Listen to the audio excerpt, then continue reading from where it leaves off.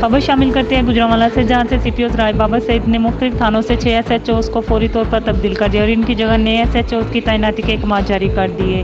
किन एसएचओ को तब्दील किया गया और किन एसएचओ की तैनाती की गई, ये जानने के लिए लाइन पर हमारे साथ हमारे नुमाइंदे आबिद मौजूद है। जी आबिद, अपडेट कीजिएगा। हाँ जी बिल्कुल आयशा, ये सीपीओ राय बाबर सईद ने 6 मुख्तलिफ थानों के एसएचओज़ को फौरी तौर पर तब्दील करके इनके तबादलों के बाद नए एसएचओज़ की तैनाती भी कर दी है। तब्दील होने वाले एसएचओज़ में थाना सिटी कामों की मलक अरफान की जगह सब इंस्पेक्टर खालिद भुट्टा को तैनात किया गया है। थाना कोतवाली के एसएचओ बिलालुर रहमान भट्टी के तबादले के बाद सब इंस्पेक्टर इखलाक अहमद को तैनात किया गया है।